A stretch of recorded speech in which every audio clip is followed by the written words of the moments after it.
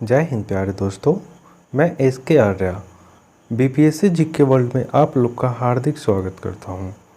तो आइए crown publication का जो सीरीज़ हम लोग चला रहे हैं वो आज नेक्स्ट चैप्टर देखते हैं, जिसमें 6ठी सदी ईसा पूर्व और यूनानी आक्रमण चैप्टर 2 चैप्टर आज चेक करेंगे। तो आइए हम लोग सेशन को आज स्टार्ट करते हैं। चैप्टर नंबर 1.7 6ठी शती ईसा पूर्व और राजनीतिक दिशा। तो 6ठी शताब्दी ईसा पूर्व में राजनीतिक दशा कैसी थी उसके बारे में आज डिस्कस करेंगे। तो आइए हम लोग क्वेश्चन नंबर फर्स्ट देखते हैं। फर्स्ट नंबर क्वेश्चन, 6ठी सदी ईसा पूर्व के दौरान बड़े राज्यों के उदय का मुख्य कारण क्या था? यानी कि 6ठी शताब्दी में जो बड़े राज्य का उदय होना स्टार्ट हो गया था उसका मुख्य कारण क्या था? तो इसका मुख्य कारण था यूपी और बिहार के में व्यापक पैमाने पर लोहे का उपयोग। जैसे यूपी में अतिरंजी खेड़ी में लोहे का मिलना स्टार्ट हो गया था, जिसके कारण पे उसका उपयोग बढ़ गया और उपयोग बढ़ने के कारण धीरे धीरे लोग इकट्ठा हुए, एक जगह रहने लगे और रहते रहते एक बड़े साम्राज्य के रूप में उभर आया। तो आइए नेक्स्ट क्वेश्चन देखते हैं।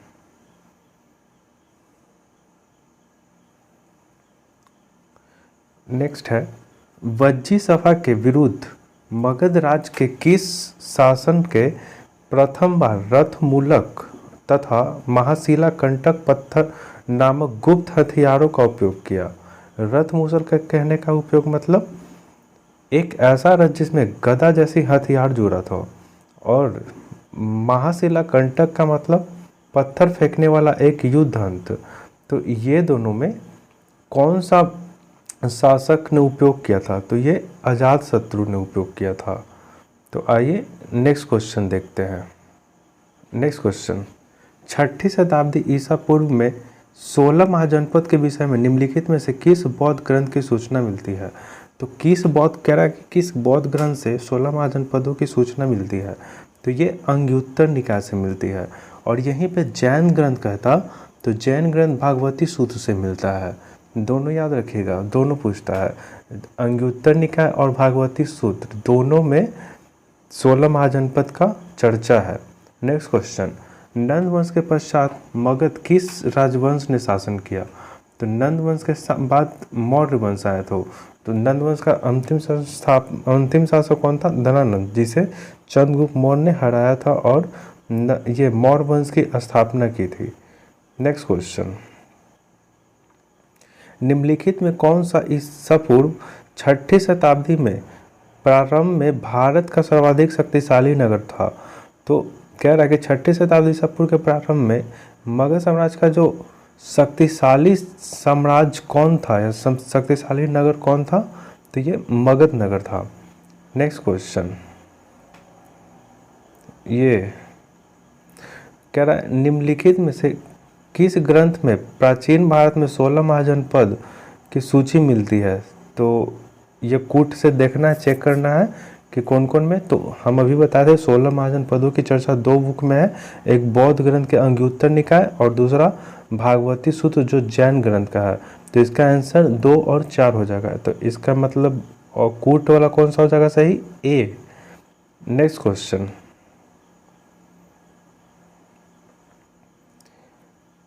कह रहा है कि अधीनस्थ जनपद और राजधानी उसकी दिया गया है। सूची 1 को सूची 2 से मिलाना है।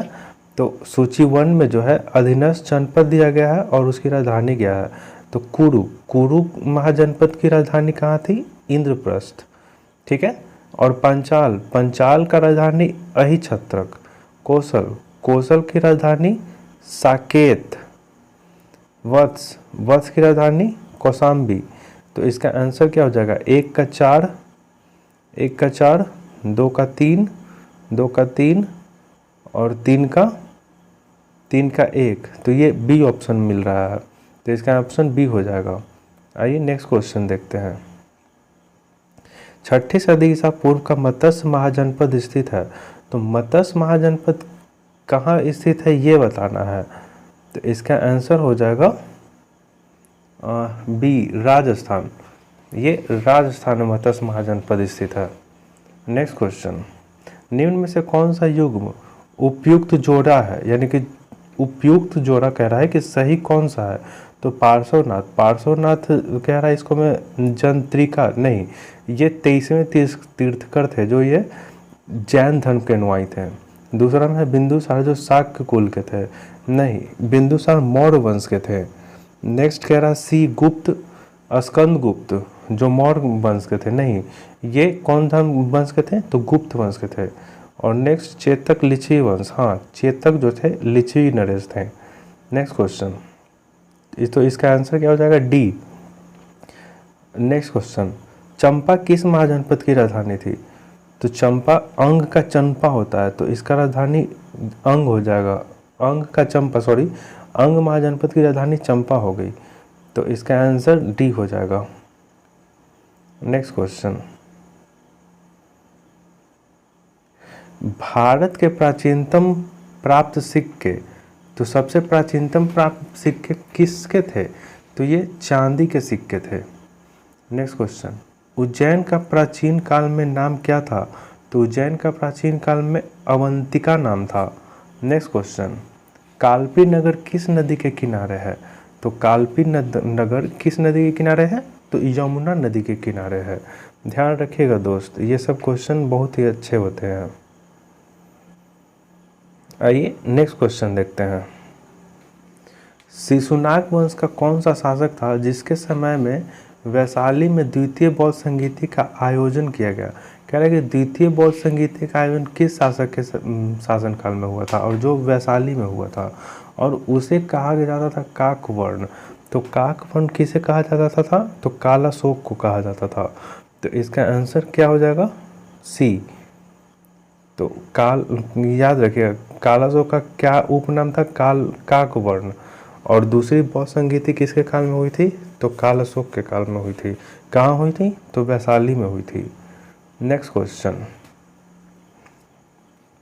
निम्न राजाओं पर विचार कीजिए। अजातशत्रु, बिंदुसार, प्रसेनजित, इनमें से कौन बुद्ध के समकालीन थे, तो अजातशत्रु भी थे और प्रसेनजित थे, ये दोनों बुद्ध से समकालीन थे, लेकिन ये आजीवक संप्रदाय को मानने वाले थे।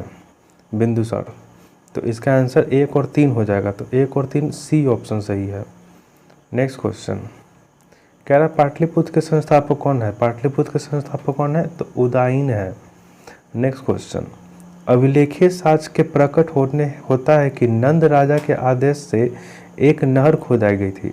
तो नंद राजा के आदेश से एक नहर खोदाई गई थी, तो कहाँ, तो ये कलिंग में खोदी गई थी। तो कौन खोदवाए थे, तो महापद नंद खोदवाए थे। महापद नंद जो पहले शासक थे, ध्यान रखिएगा। नेक्स्ट क्वेश्चन, ईसा पूर्व 6ठी सदी में विश्व की प्रथम गणतंत्रात्मक व्यवस्था कहाँ थी, तो ये कहाँ थी, तो इसका आंसर हो जाएगा वैशाली में। नेक्स्ट क्वेश्चन, निम्न मगध राजवंशों की कालानुक्रम व्यवस्थित कीजिए। कह रहा है कि ये जो नंद वंश, सुग वंश, मौर्य वंश, हर्यक वंश है, ये सब में पहले कौन आए थे, इसको सजाना है। तो एक ट्रिक होता है, हसीन मसूक, हसीन मसूक, ऐसे सा भी लगा सकते हैं, कोई ज़रूरी नहीं है। ऐसे हसीन मसूक से याद रखिएगा। हसीन से ह से हो गया हर्यक वंश, और फिर सी है सी, तो शिशुनाग वंश इसको में तो है नहीं ऑप्शन, तो शिशुनाग वंश ऐसे रहता तो शिशुनाग वंश होता। और न से नंद वंश हुआ, तो नंद वंश ये हो जाएगा, यानी कि 4 के बाद 1 आता है, और उसके बाद म से मौर्य वंश, 4 के बाद 1, 1 के बाद 3, यहाँ पे है 3rd नंबर पे।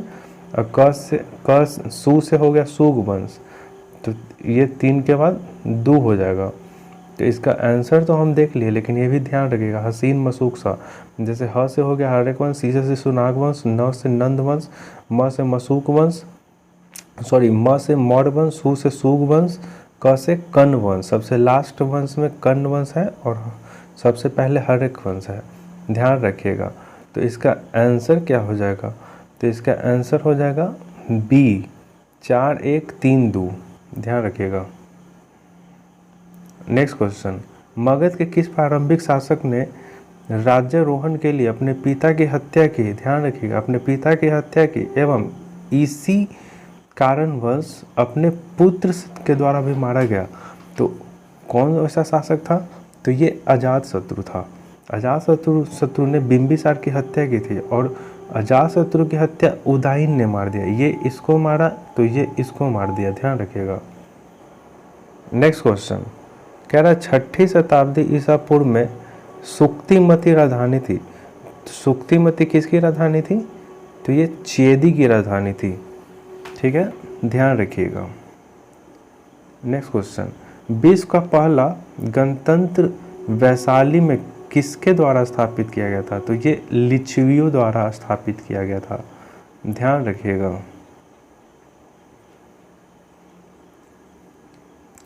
नेक्स्ट क्वेश्चन देखते हैं। नेक्स्ट क्वेश्चन में कह रहा है सूची 1 को सूची 2 से मिलाना है, ठीक है। तो सूची 1 को सूची 2 से मिलाना है। इसको हमें सूची 1 में राजा दिया गया है और दूसरा में है राज। तो कौन से राजा कहाँ शासन करता था ये मिलाना है। तो प्रधोत, इसका पूरा नाम था चंद्र प्रधोत। ये कहाँ का शासन था? तो अवंती का शासन था, ठीक है। और उदयन, उदयन कहाँ का शासन था? तो उदयन वत्स का शासन था। नेक्स्ट प्रसेनजित, प्रसेनजित कौशल, कौशल में शासन करता था। अजातशत्रु तो मगध का था। तो इसका आंसर क्या हो जाएगा? ए का 3, बी का 2, सी का 4 और डी का 1। ये चेक करते हैं किस में है। 1 का 3, 2 का 4, हाँ ये सी ऑप्शन में है, ध्यान रखिएगा। नेक्स्ट क्वेश्चन, निम्नलिखित कथन ए और बी को पढ़े और नीचे दिए गए कूट को सही चयन करें। सही उत्तर का चयन इसको में करना है कूट को। तो 1 नंबर है, विश्व के सभी भागों में ईस्वी पूर्व 6ठी शताब्दी एक महान धार्मिक उथल पुथल का काल रहा।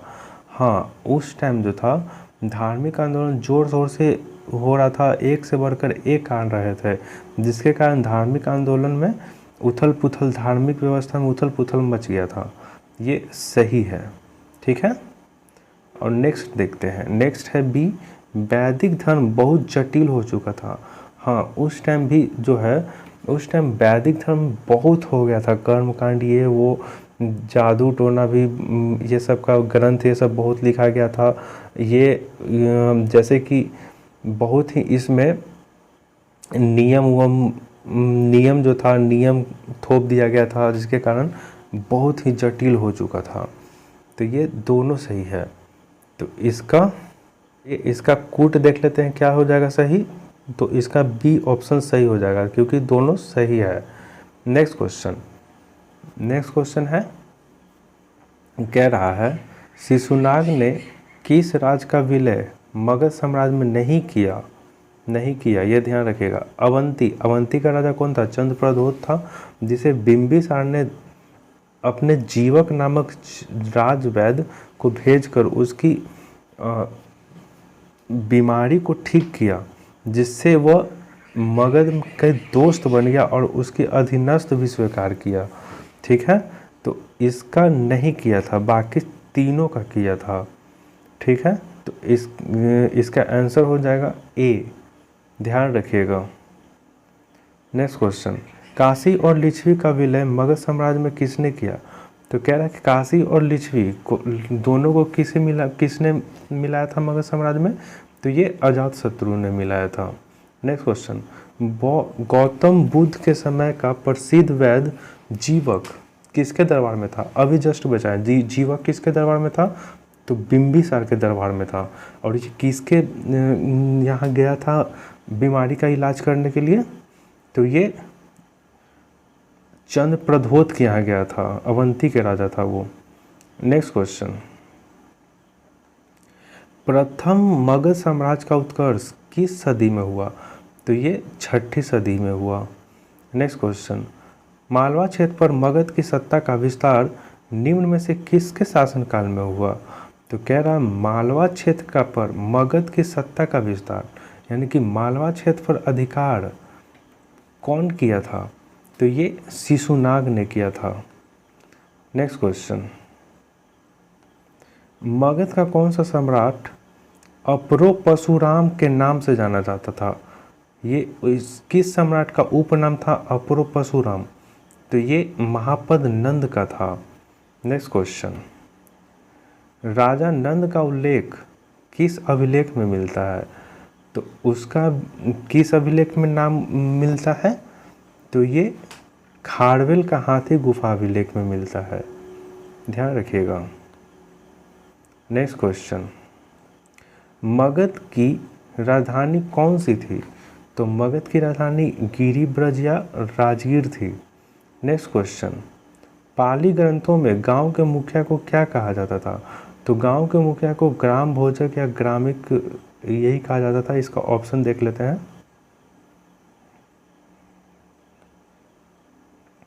हाँ, ग्राम भोजक या भोजक, ठीक है, इसका ऑप्शन ये हो जाएगा। नेक्स्ट क्वेश्चन, किस प्रकार के मृदभांड भारत में द्वितीय नगरीकरण या शहरीकरण के प्रारंभ का प्रतीक माना जाता है? तो पहली नगरीकरण कौन था? तो सिंधु सभ्यता था। तो उसका प्रतीक क्या था? तो लाल मृदभांड था। और वो लाल मृदभांड था। तो इसमें दूसरी नगरीकरण कौन सा हो गया? तो महाजनपद काल हुआ। तो इसका क्या प्रतीक था? तो इसका है उत्तरी काले पॉलिशकृत बर्तन, और शॉर्ट में NBPW कहते हैं, ध्यान रखिएगा, उत्तरी काले पॉलिशकृत बर्तन। नेक्स्ट क्वेश्चन, पाटलिपुत्रा को किस शासक ने सर्वप्रथम अपनी राजधानी बनाया था? तो पाटलिपुत्रा को कौन था शासक था जो अपनी राजधानी बनाया था? तो ये चंद्रगुप्त मौर्य बनाए थे। नेक्स्ट क्वेश्चन, मगध की प्रारंभिक राजधानी कौन सी है? तो मगध की प्रारंभिक राजधानी राजगिरी या गिरिब्रज है, ध्यान रखिएगा, राजगीर या गिरिब्रज। और राजगीर के संस्थापक कभी कभी पूछ देता है, तो राजगीर को स्थापना कौन किया था? तो ये बिंबिसार किए थे। और एक और क्वेश्चन पूछता है कि राजगीर का किलेबंदी या घेराबंदी कौन किया था? तो ये अजातशत्रु ने किया था, ध्यान रखिएगा। आइए नेक्स्ट क्वेश्चन देखते हैं। अभिलेखीय साक्ष्य के प्रकट होते ही नंद राजा के आदेश से एक नहर खोदी गई थी। तो ये कलिंग में खोदी गई थी। तो अभी पहले देखे थे और बताए भी थे कि महापद नंद जो थे उन्होंने खोदा था। नेक्स्ट क्वेश्चन, निम्नलिखित में कौन सा एक मगध साम्राज्य की राजधानी नहीं रही? तो मगध साम्राज्य की राजधानी नहीं रही पूछ रहा है। तो गिरिब्रज या राजगीर, दोनों एक ही नाम है, ध्यान रखिएगा। ये दोनों था पाटलिपुत्रा भी था। कौन बनाया था? ये तो अभी आपको पता ही था कि चंद्रगुप्त मौर्य ने बनाया था। कौशाम्बी नहीं था। तो इसका आंसर डी हो जाएगा, ध्यान रखिएगा। नेक्स्ट क्वेश्चन, अजातशत्रु के वंश का नाम क्या था? अजातशत्रु कह रहा है कि किस वंश के थे? तो ये हर्यक वंश के थे। अभी इसके जस्ट पीछे एक क्वेश्चन था कि अजातशत्रु ने अपने पिता बिंबिसार की हत्या की थी, और यह किसके द्वारा मारा गया था? तो अपने पुत्र उदयन के द्वारा मारा गया था, ध्यान रखिएगा। नेक्स्ट क्वेश्चन, सिकंदर के हमले के समय उत्तर भारत पर निम्नलिखित राजवंशों में से किस एक का शासन था? तो किस वंश का शासन था? ये क्वेश्चन पूछ रहा है। तो ये नंद वंश का शासन था। तो नंद वंश में कौन राजा थे उस टाइम? तो धनानंद थे, ध्यान रखिएगा। ये सब क्वेश्चन आते ही रहते हैं, हर एक एग्ज़ाम में आना ही आना फिक्स है। नेक्स्ट क्वेश्चन, 16 महाजनपद के युग में मथुरा इनमें से किसकी राजधानी थी? तो मथुरा किसकी राजधानी थी? तो सूर्यसेन की राजधानी थी। नेक्स्ट क्वेश्चन कह रहा है गोदावरी नदी के किनारे स्थित महाजनपद कौन सा था? तो गोदावरी नदी के किनारे मात्र एक महाजनपद था जो असमक महाजनपद है। तो ये क्वेश्चन पूछता है कि एकमात्र दक्षिण भारत का जनपद कौन है? तो ये असमक जनपद है। कभी कभी पूछेगा असमक महाजनपद किस नदी के किनारे है? तो ध्यान रखिएगा गोदावरी नदी के किनारे है, ठीक है। आइए नेक्स्ट क्वेश्चन देखते हैं। अच्छा, ये इस सेशन का ये लास्ट क्वेश्चन था। अब आगे हम लोग यूनानी आक्रमण देखेंगे जो नेक्स्ट चैप्टर में है। यूनानी आक्रमण है, चैप्टर 1.8 है। इसमें ज़्यादा क्वेश्चन नहीं था, इसलिए इसी में इनविल कर दिए हैं। जैसे इसी में ऐड कर दे रहा हूँ ताकि समय को थोड़ा सा कम हो, क्योंकि बहुत ही कम 7 से 8 क्वेश्चन है, तो इसलिए इसमें ही हम लोग जोड़ करके पढ़ लेते हैं। तो आइए इसका फर्स्ट क्वेश्चन देखते हैं। युद्ध भूमि में बड़ी संख्या में सैनिक को मारे जाने अथवा आहत हो जाने के बाद किस भारतीय गण अथवा राज्य की स्त्रियां ने सिकंदर के विरुद्ध शस्त्र धारण किया था? तो सिकंदर के विरुद्ध कह रहा है कि किस गण या राज्य की स्त्रियां ने शस्त्र धारण किया? तो ये मस्सक गण के थे स्त्रियां, ध्यान रखिएगा। नेक्स्ट क्वेश्चन देखते हैं। कह रहा है भारत में सिकंदर की सफलता निम्न कारणों में से एक थी। तो सिकंदर की सफलता का कारण क्या था भारत में? तो देखते हैं इसका क्या है, और नीचे दिए हुए सही कूट का उत्तर देना है। सही इसको में से चुनना है कि कौन कौन है। तो ये देखते हैं। पहला, उस समय भारत में कोई केंद्रीय सत्ता नहीं थी। एकदम करेक्ट है, कोई भी केंद्रीय सत्ता नहीं थी, जिसमें चाणक्य को बेइज्जती भी किया होना पड़ा था इसी के कारण।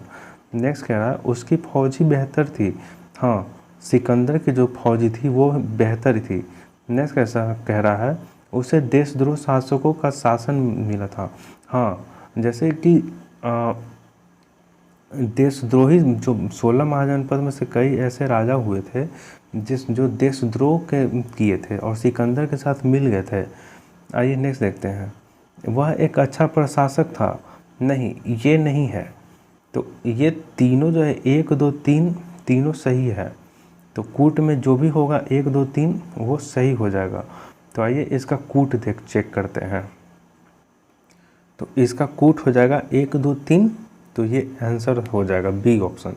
नेक्स्ट कह रहा है निम्नलिखित में से मगध का कौन सा राजा सिकंदर महान के समकालीन थे? तो सिकंदर महान के समकालीन कौन थे? धनानंद, नंद वंश के राजा थे।